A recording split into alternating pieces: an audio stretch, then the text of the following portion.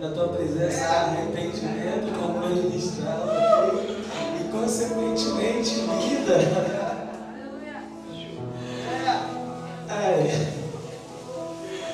Eu agora estou entendendo, porque ontem, quantos estão aqui desde ontem, que tiveram vontade disso ontem?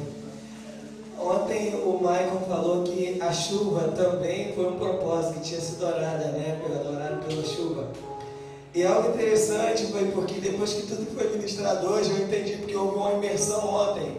Quando eu cheguei aqui, quase que eu cheguei a nado. Então, o meu esboço foi uma imersão. Hoje eu falei assim, Senhor, eu vou ter que orar, perdoa o Maurício, que ele disse que ia trazer um notebook, ele trouxe cedo. E aí quando Eliseu, né? Eliseu veio trazer essa palavra sobre jejum e humilhação, que o arrependimento traz vida. Eu falei assim, Senhor, depois que Felipe ministrou aqui, que Eliseu ministrou, não tem o que falar. Tem como a gente continuar na presença de Deus. E eu lembrei agora do Zé Ricardo. Para quem não me conhece, eu sou o Ed. Não, só Ed, tá bom. Tinha tão engraçadinho, né? Tá bom, Ed é a abreviação de Edinaldo. É porque papai não foi muito feliz com esse negócio. Ele colocou Edinaldo Fonseca. Eu falei, pilantra, né? Mas então, e daí quando eu troquei uma ideia com o pastor Luciano, né? Com o Luciano, como o Leônidas falou, ficou mais fácil. E na verdade hoje nós teríamos uma manhã de intimidade e eu tinha convidado eles para estar ministrando com a gente pela manhã, numa congregação aqui que é filial lá de Nova Iguaçu, comunidade Fonte Viva. Só que aprove Deus que não acontecesse, vai ser semana que vem, e eu entendi isso quando eu cheguei aqui ontem e recebi aquela ministração, Zé Ricardo, hoje pela manhã, nosso professor Leônidas, Felipe agora à tarde, agora Eliseu. Eu queria que você, só para ficar registrado, abrir sua Bíblia em Hebreus capítulo 2, que eu quero falar algo sobre tudo isso que está acontecendo aqui.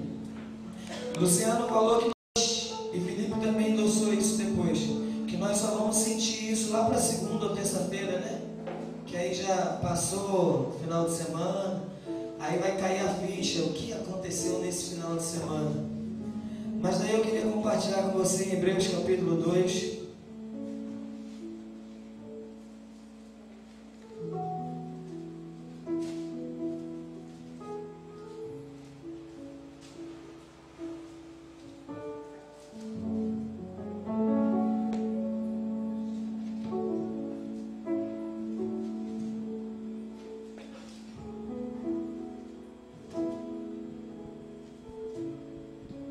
Hebreus 2:1 diz assim: por esta razão, importa que nos apeguemos com firmeza às verdades ouvidas, para que delas jamais nos desviemos.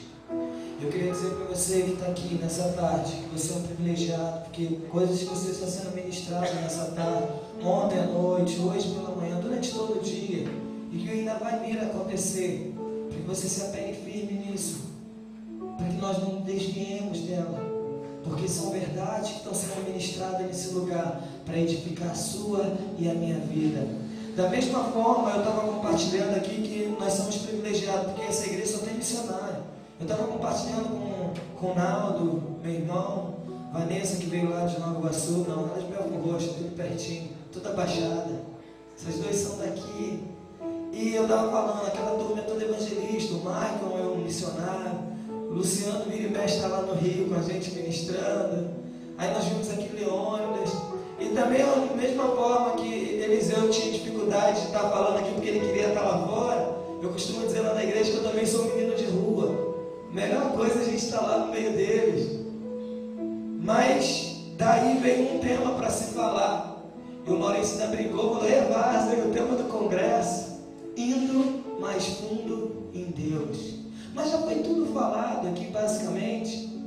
Mas eu queria compartilhar com você uma palavra que está em Colossenses capítulo 1, versículo 9 e 10.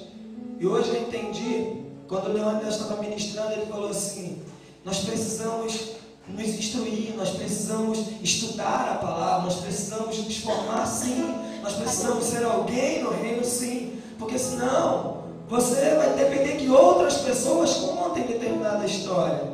E aí eu entendo que o apóstolo Paulo, ele se preocupa muito com uma coisa que o Luciano também falou comigo: é um congresso de maturidade. Então nós precisamos amadurecer e ir mais fundo em Deus.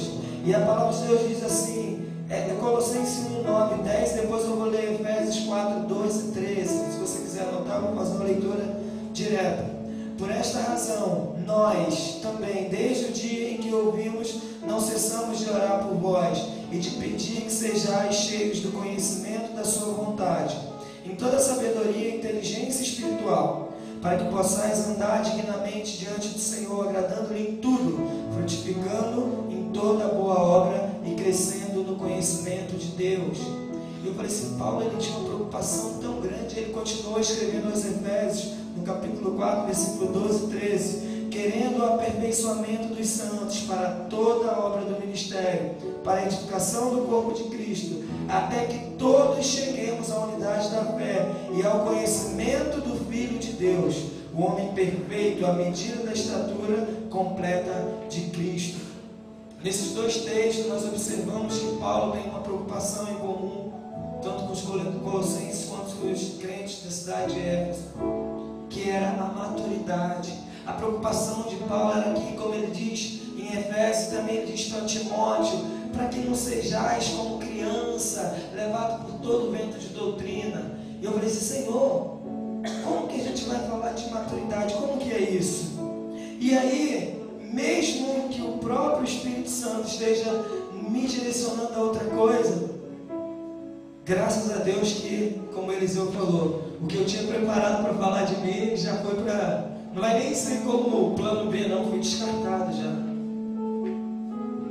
Mas para que nós entendamos o que é ter uma maturidade, tem coisas, eu estava observando, amadurecimento, maturidade, a gente não tem, como foi Felipe falou, não tem como queimar etapas. Você precisa viver. Existe fórmula sim para a salvação. Ontem Zé Ricardo falou que você não pagou nada, nós não pagamos nada para ter a salvação, basta somente crer em Jesus, não foi isso? Simples, né? Se eu preciso da salvação, eu creio em Jesus e eu estou salvo, ponto final, não precisa fazer mais nada. Você se arrependeu, você confessou, você creu, você está salvo.